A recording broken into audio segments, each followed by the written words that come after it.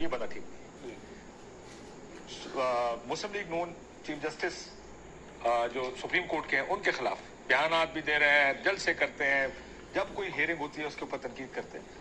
क्यों होती है ये तनकीद? बिल्कुल तनकीद होती है और दोनों जो चीज जायज है, पहली बात करते हैं। मेरा ख्याल है कि किसी हद तक है।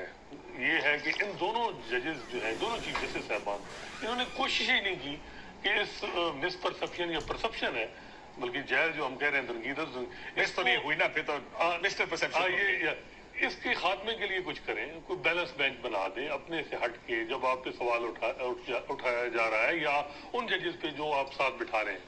अब ये मामला ट्रायल कोर्ट में, इसमें कोई शक नहीं, ड्यू प्रोसेस फॉलो नहीं हुआ, बहुत से लकूनास छोड़े गए हैं, डिफेक्ट्स हैं, लेकिन एक मामला जो है वो सुप्रीम कोर्ट में था ही नहीं। वो जजमेंट जो है बाद में आई। ये जो मैटर सुप्रीम कोर्ट सुन रही थी, ये तो ड्यूरिंग द ट्रायल मेंटेनेबिलिटी और के जो थे और जुडिक्शन के जो high court Islamabad high court ने फैसला किया, रिमांड किया, वो चैलेंज सुप्रीम कोर्ट ने किया। आम आदमी का केस होता तो ये 2 मिनट में कहा जाता कि जी ये इन्फेक्शियस हो गया, जाएं आप, मेन फैसला आ गया, आप हाई कोर्ट में जाएं। लेकिन कल 2 घंटे की जो समाअत हुई, मेरा ख्याल है वो कोई इमरान खान की भी कोई सर्विस नहीं की गई, बल्कि आज जो है वो जजमेंट सस्पेंड हो जाती है। ये 5 मिनट का केस था। एक तो कितने दिन से लगा हुआ है 5 मिनट का केस? देखिए, वो मैं वही कह रहा हूँ, उधर से आमिर फारूक साहब, उनका इशू ये है कि उनके पास जुडिक्शन का इशू है, बजाय इसके कि वो खुद डिसाइड करते। 2 दफा मामला रिमांड कर रहे हैं जज हुमायूं दिलावर को, और हुमायूं दिलावर साहब जो इशू सुप्रीम कोर्ट के अंदर के बारे में जिसमें बात होती है कि एक ही किस्म के बेंच बनते हैं जी, किसी और को बना दें जी, वाइस साहब को अफरीदी रहे हैं पीछे 2 दफा, मिनल्ला साहब जिस टाइम एक और चीज की जो केस कोर्ट बना दे, सारे बैठ जाए। और एक केस में जिसमें इमरान खान साहब को जमानत दी गई थी जी, जी, उसमें अतर मिनल्ला साहब के आपने रिमार्क सुने हो? बिल्कुल बिल्कुल। और कहा हमारा बुनियाद ही गलत हो तो हमारा कैसे चला सकते हैं हम इस तरह?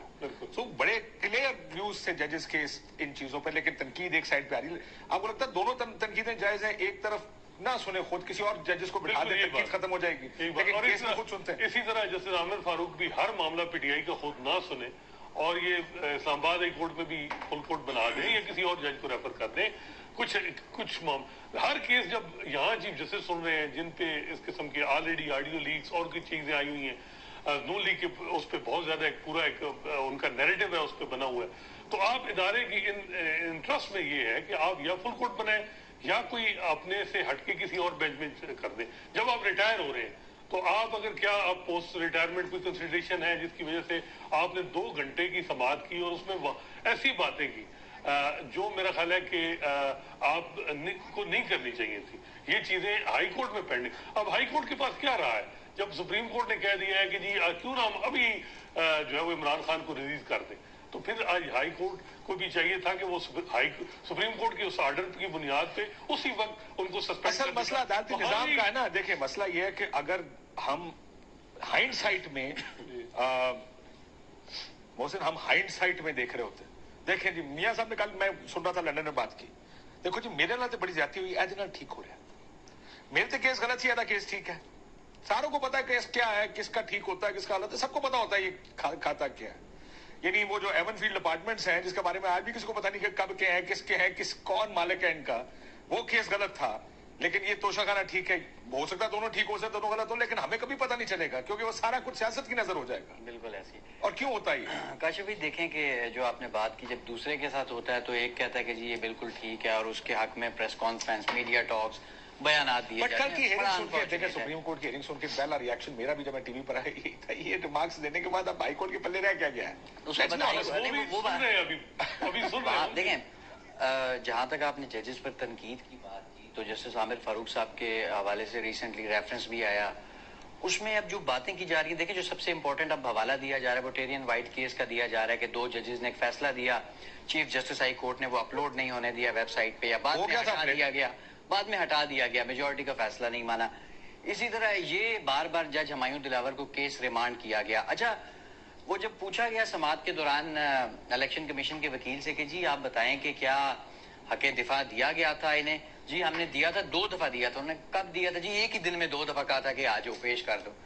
तो अब आम तौर पे जो क्रिमिनल प्रोसीडिंग्स होती हैं उसमें जो दिफा के जो गवाहान होते हैं उसको आप इस तरीके से उनको माइनस नहीं कर सकते। देखिए सिविल मैटर्स में तो आप गवाह के हवाले से कह सकते हैं यार नहीं है, इररेलेवेंट है, کرمنل پروسیڈنگز میں اس طریقے سے گواہوں کو بالکل باہر نہیں کیا جا سکتا. جس ہیسٹ میں یہ فیصلہ کیا گیا تھا, دیکھیں دائرہ اختیار کا ایک بڑا سنجیدہ معاملہ تھا, سیریس معاملہ تھا, سب سے پہلا معاملہ تھا, وہ ڈیسائیڈ نہیں ہو پا رہا تھا. یہ معاملہ کوئی ابھی سپریم کورٹ نے ٹیک اپ نہیں کیا. کہ جسٹس یحییٰ آفریدی پر کی سربراہی میں ایک بینچ پہلے بنا تھا, کہا تھا پہلے ہائی کورٹ آپ کی ریمیڈی پہلے ادھر سے جا کے پہلے آپ وہاں چلے جاؤ. ہائی کورٹ کو انہوں نے کہا, ہائی کورٹ نے واپس جج دلاور صاحب کو کہا, لیکن اب دیکھیں کہ سپریم کورٹ کے جو آرڈرز تھے, ہائی کورٹ کے جو آرڈرز تھے, اپیرنٹلی ہوا تو یہی کہ انہیں انڈرمائن کیا گیا نا. اب دیکھیں اگر ہائی کورٹ کہہ رہی ہے اس کو, ایک جج کو, کہ جی یہ آپ نے اس طرح اس کو دیکھ لیں, اس معاملے کو دوبارہ ریمانڈ کیا جا رہا ہے, وہ نہیں کر رہا, اس کے بعد جو ہے وہ پھر دوبارہ سے ایک سپیڈ کے ساتھ ایک ہی دن میں سارا کچھ عدلیہ کا نظام. کاشف بھائی ایک دن میں اگر سارا پروسیس کر کے سزا کر سنائی جا سکتی ہے, تو پھر ایک دن میں جب دوسری طرف سے کہا جاتا ہے تو وہ جان کے بار بار پروسیس سلو کر دینا, یہ تمام چیز مطلب یہ پرابلم ایکچولی ہوگا یہ اگر نظام نیچے خراب ہے تو اوپر خراب کر کے نیچے کا نظام ٹھیک نہیں ہوتا, نہیں ہو سکتا, اس میں کوئی شک نہیں. تو اگر نیچے کی خرابیاں ان خرابیوں کو بھی ٹھیک کرنا پڑے گا. مسئلہ یہ ہے کہ یہاں پر یہ چیف جسٹس ہمارے خلاف ہے, دوسرا کہتا ہے یہ چیف جسٹس ہمارے خلاف ہے. ایک سیاسی جماعت ایک کے خلاف بیان بازی کرتی ہے, دوسرے کے خلاف. کیا دونوں ٹھیک کر رہے ہیں؟ نہیں دیکھیں, آپ اگر یہ کہیں کہ جی بینچز ایک طرح کے, ریسنٹلی میں آپ کو بتاؤں کہ جو بڑے کیسز آئے, جسٹس اطہر من اللہ صاحب اس کیس میں شامل تھے جنہوں نے چیئرمین پی ٹی آئی کی گرفتاری کو غیر قانونی قرار دیا تھا. ابھی چند ریمارکس بھی آپ نے ان کے سنائے ہمیں کہ بنیاد ہی غلط ہوتے, عمارت اس پہ کیسے کری. چیف جسٹس صاحب نے کہا ہر دفعہ غلط بنیاد کے اوپر عمارت تھوڑی کرائی جا سکتی. اب دیکھیں اب یہ سارا کل کہا نا چیف جسٹس نے, ابھی ججز کی اویلیبلٹی کا بڑا ایشو ہے. جسٹس قاضی فائز عیسیٰ کیسز سن نہیں رہے, جسٹس اطہر من اللہ صاحب ابھی چھٹیوں سے واپس آئے ہیں, جسٹس یحییٰ آفریدی صاحب چھٹیوں پہ چلے گئے ہیں. انہوں نے جب یہ توشہ خانہ کیس آخری دفعہ سنا تھا تو انہوں نے یہ کہا تھا کہ اگلی دفعہ یہ کیس جو بھی اویلیبل بینچ ہوگا اس کے سامنے لگایا جائے. اب میں چیف جسٹس عمر عطا بندیال صاحب کے کچھ کیسز بتاتا ہوں آپ کو, جو انہوں نے, جس میں مسلم لیگ نون کے حق میں فیصلے ہوئے, بڑے کیسز یا بینیفیشری آپ کہیں کہ وہ تھی. NA-75 10 کا ایک بڑا مشہور کیس تھا اس وقت کا, جو پہلے الیکشن کمیشن نے چند حلقوں کے پرابلم پہ پورا الیکشن نل اینڈ وائڈ کیا, سپریم کورٹ میں گیا, یہ عمر عطا بندیال صاحب نہیں سنا, انہوں نے بھی کہا کہ جی الیکشن کمیشن کا فیصلہ ٹھیک تھا, پورے حلقے میں دوبارہ الیکشن کروائیں. مجھے یاد ہے اس فیصلے سے ایک دن پہلے نامناسب سوشل میڈیا پہ ٹرینڈ شروع کیا گیا تھا جسٹس عمر عطا بندیال صاحب کے حوالے سے. NA-75 بینیفیشری نون لیگ تھی. اس کے بعد آپ دیکھیں کہ نو کانفیڈنس موشن جس کے نتیجے میں حکومت آئی, وہ چیف جسٹس عمر عطا بندیال صاحب کا ہی, وہ بھی ان کا ہی فیصلہ تھا. اچھا, اسی طرح سینٹ اوپن بیلٹ کا ایک کیس آیا تھا کہ جی سینٹ کا الیکشن, PTI بڑا اس کی وکالت کرتی تھی کہ جی اوپن بیلٹ ہونا چاہیے یا بار کوڈ ہونا چاہیے, لیکن انہوں نے کہا نہیں, کانسٹیٹیوشن میں اس کا کوئی وہ نہیں ہے.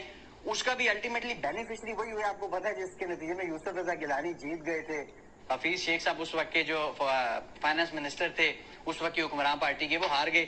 تو یہ ایک طبی, اس کے علاوہ بھی بہت سارے فیصلوں کی ایک فہرست ہے. دونوں سائڈیں اپنے اپنے فیصلے لے کر آئیں گے نا, کہیں گے کہ دیکھیں جی یہ فیصلے بھی تو خلاف گئے نا. اس وجہ سے اب جو آرٹیکل 63A کا جو فیصلہ تھا وہ سب سے بڑا ٹرننگ پوائنٹ بنا, جو کہ جس کی وجہ سے پنجاب کی گورنمنٹ گئی. اور بہت سے لوگوں کا خیال ہے, انکلوڈنگ مائی سیلف, جب دیکھا کہ آئین میں لکھا ہے کہ ووٹ ڈالیں گے تو نائل ہوں گے, یہاں پہ تو ووٹ ڈالنے کاؤنٹ ہی نہیں ہو رہا. سو بہت سی ایسی چیزیں آئی ہیں پچھلے کچھ عرصے میں, لیکن یہ جو تنقید ہے کہاں تک جائے گی؟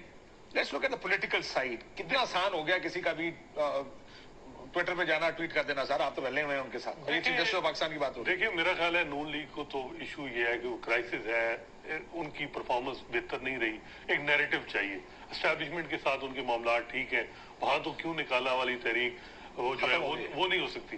اب یہ ہے کہ ججز ہی رہ گئے, اور ان ججز کی کل اپرچونٹی بندیال صاحب نے ان کو خود دی ہے, اور بظاہر لگ رہا ہے کہ نون لیگ اپنے الیکشن سے پہلے ججز کے خلاف نیریٹو بنائے گی. لیکن 17 ستمبر کے بعد کیا ہوگا؟ میرا خیال ہے کہ 17 ستمبر کے بعد عمران خان صاحب کو ایسے نہیں ہو سکتا کہ جو ہے وہ پھر نون لیگ, اگر عمران خان کو ریلیف ملیں گے تو پھر کیا ہوگا؟ پھر تو بندیال صاحب تو ریٹائر ہو جائیں گے. اور یہ کب تک یہ چیزیں چلیں گی؟ کیونکہ یہ بات بالکل ٹھیک ہے کہ نون لیگ کے جو 15 مہینے پی ڈی ایم گورنمنٹ کے چلے, اس میں کسی معاملے میں ایگزیکٹو میں انٹرفیرنس نہیں کی بندیال صاحب نے.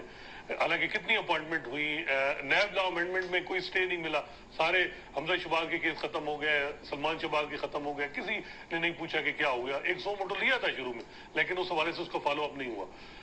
اب مسئلہ یہ آ رہا ہے کہ عمران خان کو کیوں ریلیف مل رہا ہے، اس پہ نون لیگ کا سارا وہ جو ان کو کنسرن ہے